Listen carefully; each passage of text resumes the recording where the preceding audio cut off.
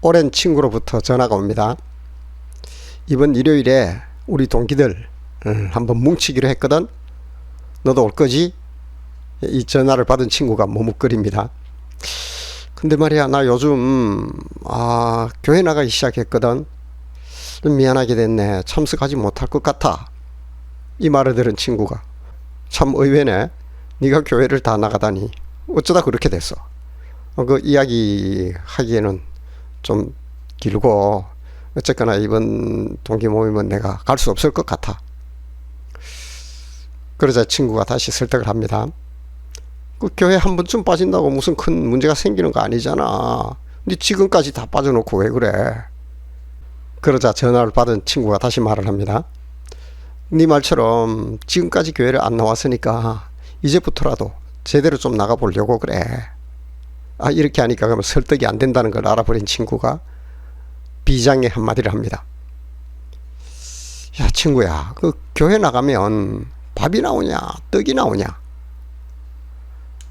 예, 이에 대한 그 답이 오늘 주제인 교회는 어떤 곳인가요? 라는 것이 되지 않을까요?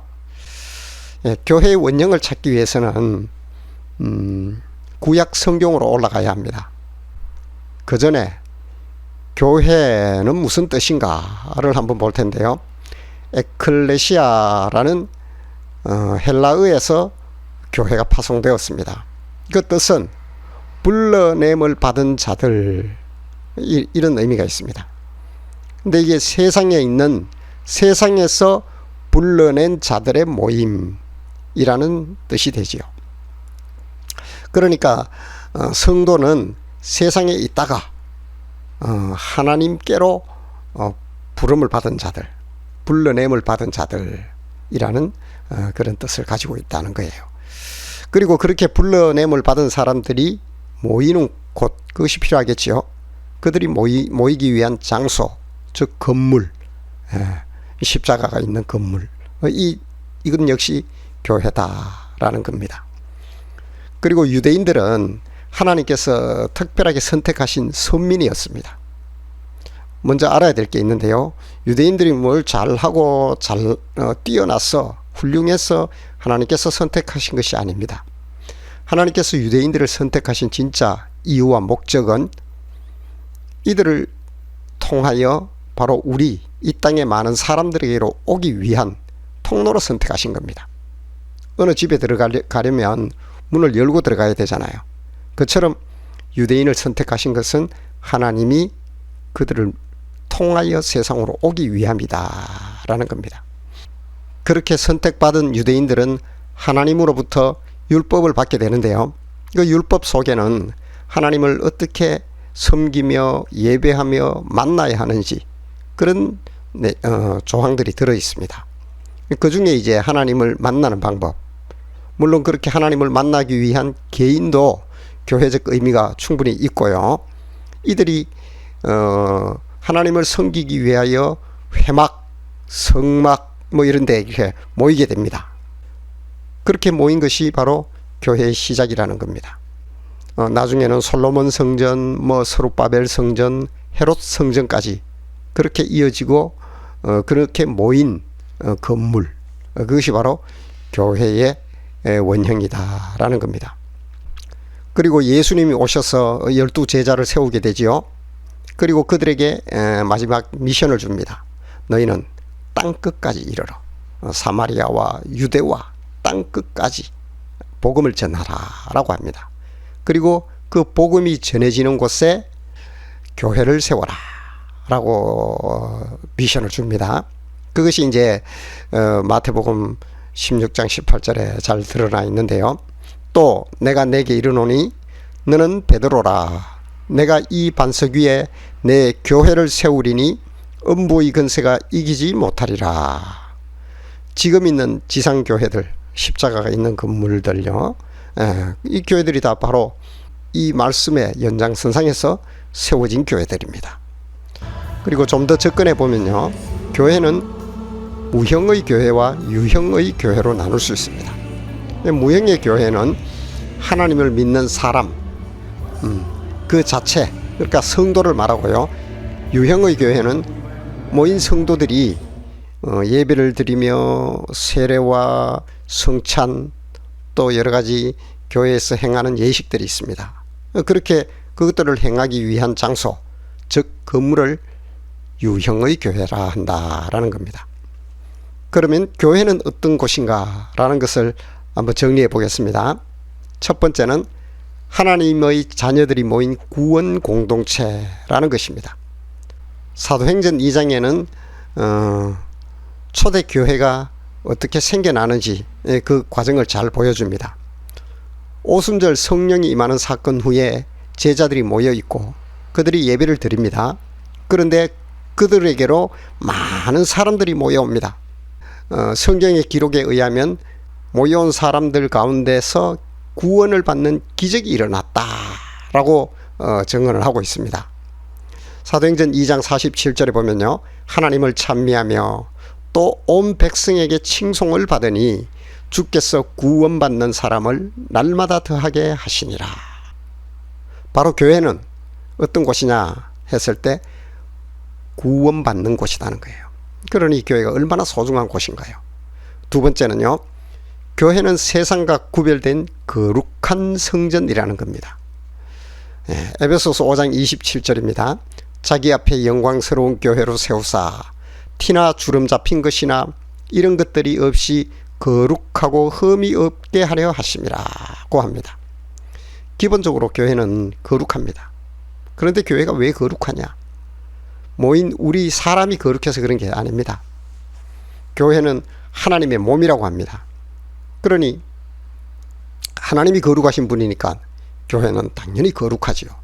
그리고 하나님의 법의 지배를 받기 때문에 교회는 거룩하다라고 합니다.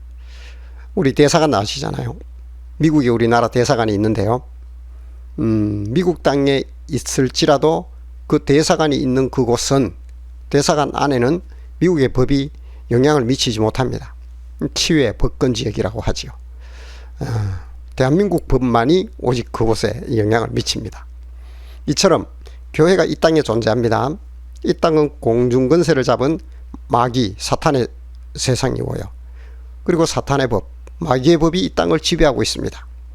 참 특이하게 교회만은 마치 대사관처럼 이 공중권세 잡은 마귀의 땅에 있지만 마귀의 법의 지배를 받는 것이 아니라 하나님의 법의 지배를 받는다라는 겁니다. 그래서 마귀 입장에서 볼 때는 교회가 또는 성도가 눈에 가십니다. 뭐 어떻게 할 수가 없어요. 하나님 말씀에도 보면 그들이 만지지도 못한다고 하거든요.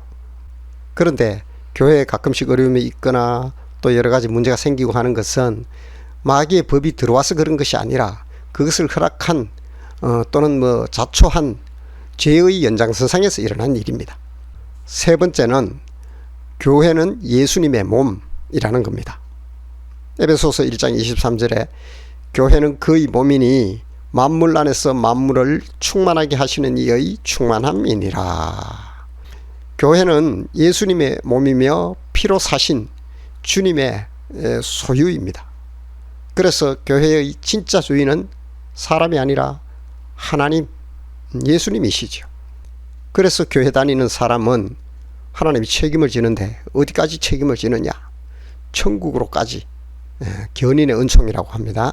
천국으로까지 하나님은 그를 반드시 옮겨놓는다 라고 약속하고 있습니다. 교회는 어떤 곳인가요? 네 번째는요, 교회의 머리는 주님이시며 우리는 그분의 지체라는 겁니다. 고린도전서 12장이죠. 너희는 그리스도의 몸이요 지체의 각 부분이다 라고 합니다. 예수 그리스도는 교회의 머리가 되십니다. 그리고 성도들은 서로 한 형제이며 빈부귀천이나 남녀노소, 직업과 신분의 차별이 없는 평등한 곳이 바로 교회입니다. 다섯 번째입니다. 교회는 영원부터 하나님이 계획하고 예정하신 곳입니다. 에베소서 3장 10절 이하에는 이는 이제 교회로 말미암아 하늘에 있는 통치자들과 권세들에게 하나님의 각종 지혜를 알게 하려 하심이니 곧 영원부터 우리 주 그리스도 예수 안에서 예정하신 뜻대로 하신 것이라. 교회는 참 진리와 생명이 있는 곳으로 영화로운 부활과 영원한 천국으로 인도된다고 했습니다. 그런데 이 모든 것들이 하나님의 예정과 계획 속에 있다는 겁니다. 저와 우리 성도님들, 이 교회, 우리 교회 역시도 다 하나님의 계획과 예정 속에 있기 때문에 이것을 누가 움직이고 바꿀 수 있겠나요? 교회는 정말 놀라운 곳입니다. 교회는 어떤 곳인가요? 라는 것을 우리가 잠시 살펴보았는데요. 그러면서 자연스럽게 따라 나오는 질문이 하나 있지요. 그건 바로 어떤 곳인지 알았다면 그러면 구체적으로 거기서 무엇을 해야 합니까? 라는 거지요. 교회에는요, 무엇을 해야 되는지 그에 대해서 3대 지표로 잘 정의가 되어 있는데요. 그러니까 교회의 3대 지표를 살펴보면 참된 말씀의 선포와 성례의 합당한 집행, 그리고 신실한 권징의 실행입니다. 이 말들을 좀 풀어보면 첫 번째 참된 말씀의 선포는 교회에서 예배를 드리며 여러 가지 예식들도 행하고 하는데 그 모든 근거가 어디 있느냐? 하나님의 말씀에 있다는 거예요. 그리고 하나님은 어떤 분이며 어떻게 섬겨야 되며 우리에게 어떻게 말씀하시고 계시는가? 그리고 나는 어떻게 살아야 되는가? 하나님을 어떻게 만나야 되는가? 그 말씀 속에 있기 때문에 교회의 첫 번째 지표가 참된 하나님의 말씀의 선포가 교회에서 일어나야 된다라는 겁니다. 교회에서 참된 말씀이 성실하게 선포되지 않고 희석되거나 전용되거나 오염이 된다면 교회는 빠르게 건강성을 잃고 타락하게 될 것입니다. 두 번째 교회의 지표는 합당한 성례의 집행입니다. 성례라 하면 세례와 성찬을 말하는데요. 이것은 바로 주님께서 교회에 위임하신 고유의 특권입니다. 그래서 아무에게나 세례와 성찬을 베풀어서는 안 됩니다. 그에 참여하는 사람이 정말 진정한 신앙 고백이 되어 있는지 세례와 성찬을 행하기에 합당한지 잘 분별하고 행해야 된다는 겁니다. 그리고 그렇게 참여한 사람들은 하나님의 자녀가 되는 특권과 권세를 얻게 되는데요. 그게 바로 하나님께서 그를 성도로 받아준다는 거죠. 이게 바로 하나님의 약속이고 합당한 성례를 통한 놀라운 특권이라는 겁니다. 그러니까 교회 다니며 세례받고 성찬에 참여하는 것, 이것이 얼마나 소중하고 귀한 것인가요? 그리고 세 번째 교회의 지표는 신실한 권징의 실행입니다. 권징이란 징계와 교정을 의미하는데요. 교회 다니다 보면 여러 가지 문제가 생길 수도 있습니다. 사람이니까.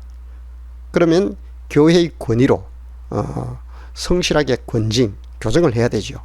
그것을 행해야 되는데 또 따르기도 해야 되고 교회 역시도 그러한 위험이 있어야 되고요. 그러나 오늘날 이것들이 많이 이렇게 희석되어 있고 또 많이 약화되어 있습니다. 제가 볼 때는 그렇게 된 이유가 여러 가지 교회의 어떤 권위를 상실한 문제라든가 또는 뭐 좀 더 솔직하게는 세속적 사고와 방식들이 교회에 침투해서 생긴 것이 아닌가라고 생각을 하는데요. 권징은 교회의 권위를 세우고 건강성을 유지하는 데 정말 중요합니다. 그래서 이 부분은 교회가 지켜내야 할, 우리가 함께 세워야 할 과제가 아닌가 저는 생각을 합니다. 이렇게 교회의 3대 지표 외에도 교회는 구체적으로 뭐 다 기록할 수는 없지만은 이웃사랑과 구제, 선교와 선한 일들에 앞장서고 또는 동참하고 이런 일들을 교회에서는 해야 된다라는 겁니다. 오늘의 교회는 사회로부터 많은 지탄을 받고 있고 또 내부적으로도 또 여러 가지 문제와 어려움에 처해 있습니다. 그러나 분명한 것은 교회의 주인은 주님이시고 그리고 하나님의 놀라운 예정과 그 계획 속에서 세워졌다는 사실, 그래서 변치 않습니다. 그러므로 세상의 권세나 이런 것들이 어떻게 해야지 못한다고 했습니다. 마태복음 16장 18절에 우리가 보았듯이 음부의 권세가 이기지 못한다. 이 세상 권세, 어떤 뭐 공중근세와 또는 뭐 세상 통치자들과 이런 외부의 힘들이 교회를 움직이지 못한다라는 뜻이지요. 그럼에도 교회가 위기에 빠지거나 또 혹독한 세상의 평가를 받게 되는 것은 교회의 3대 지표를 성실하게 이행하지 못한 교회와 교회의 리더들 그리고 구성원들의 책임이 아닌가 하는 생각을 합니다. 하나님은 세상에서 하나님의 백성들을 불러내어 사탄의 영향이 미치지 못하는 치유의 법권지옥으로 지금도 옮기시며 감추고 계십니다.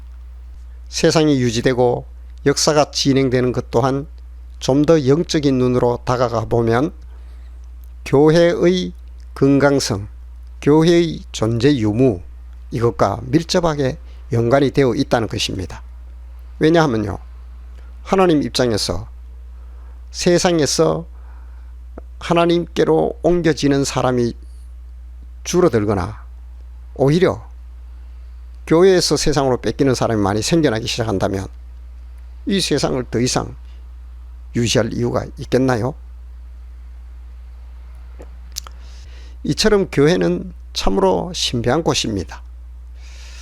세상에 있고 세상에 존재하지만 세상에 속하지 않고 세상의 법에 지배를 받지 않습니다. 세상이 해석하려고 해도 도무지 해석이 되지 않는 곳입니다.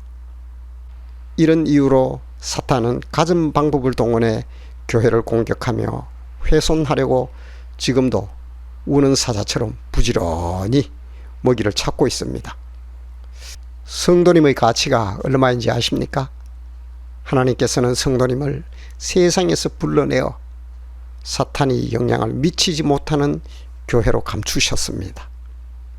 그리고 그렇게 하기 위하여 대가를 지불하셨는데요.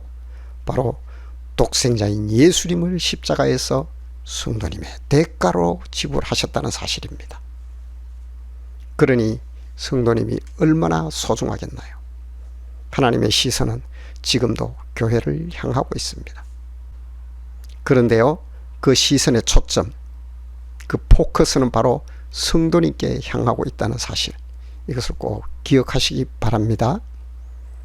우리는 교회가 어떤 곳이며 무엇을 하는 곳인지 함께 살펴보았습니다. 바로 내 자신이 교회라는 사실, 무형의 교회, 이것을 꼭 기억하시고 이 땅에서 교회로서의 삶을 성실하게 살아내어 하나님의 그 시선을 따뜻하게 받는 우리 성도님 되기를 축복합니다.